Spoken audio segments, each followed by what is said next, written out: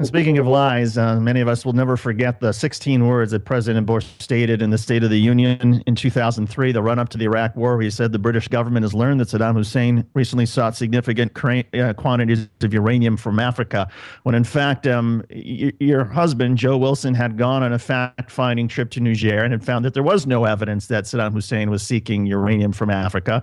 And in fact, the CIA kept that line out of a presidential speech several months before State of the Union, but it got back in. And when your husband, Joe Wilson, wrote an op-ed in the New York Times saying that, hey, there was talking about his trip, suddenly the administration essentially declared war on you and your husband, ruining both of your careers.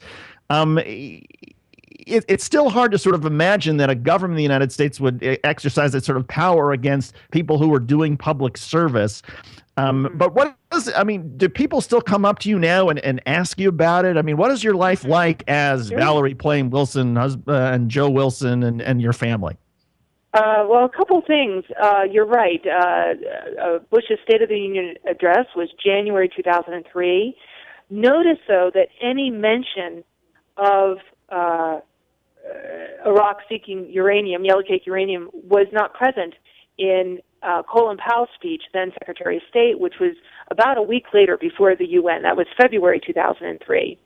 And then when Joe wrote his op-ed in the New York Times, came out July 6th, the very next day, the White House issued, which for them was sort of an apology. They said, the 16 words did not rise to the level of inclusion in the president's stated, it should not have been included. However, as you point out, they did go after both Joe and me by betraying my cover. And I don't really, this is just my speculation, but I think at that particular point, the White House, the administration, was feeling particularly vulnerable. Of course, no WMD had been found. The combat operations were declared, mission accomplished, as we can remember Bush on the aircraft carrier striding across. Combat operations were winding down, but the insurgency was gaining traction. There were the midterms, elections were approaching. It didn't look good, and all of a sudden you have a really credible person in the form of Joe Wilson, who had served over 20 years as a U.S. diplomat. The first George Bush, H.W. Bush, had called him a true American hero for the work he had done at our embassy during the first Gulf War in Baghdad. He had met with Saddam Hussein. And all of a sudden, when they're feeling, I think, at their most vulnerable, Dick Cheney wakes up one day, reads the op-ed page of the New York Times, and absolutely goes ballistic. And they throw everything at us that they possibly can. And so it began, frankly, a years-long character assassination campaign against both of us. I was accused of nepotism, that I had somehow set up this trip to that really, really lovely country of Niger for Joe, which, of course, he went pro bono, that he was a liar, he was a traitor, and it destroyed, his business. I resigned from my career at the CIA, and we moved to New Mexico, and we built our lives, and we're very happy here.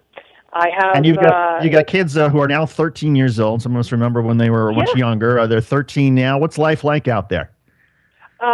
It's stunning. It's a beautiful part of the world, geographically speaking, but it's also really rich culturally, artistically, historically. I work part-time at the Santa Fe Institute, which is a scientific research think tank. I have a spy thriller coming out, surprise, right? A spy thriller coming out later this year. It's called Blowback. It'll be published by Penguin, and it has a strong female CIA ops officer protagonist, which I know is shocking. And Joe is still working on business in Africa, and we're deeply engaged in our community and New Mexico as a whole. And what can I say? Mostly we drive our 13-year-old kids around.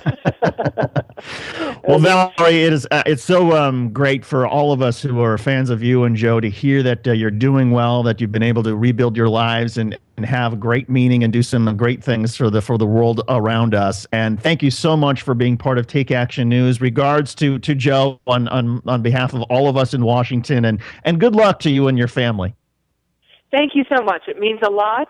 I know you were very involved in when all of this went down in 2003, and thank you so much. It's been a delight to speak with you. It's great to talk with you, Valerie. Good luck. Valerie Plain Wilson, our Activist of the Week. Valerie, thanks so much. And folks, again, if you missed any part of our interview with Valerie, you can always catch our podcast on iTunes or Stitcher, or watch us on our YouTube channel, Take Action News TV. The program continues after this.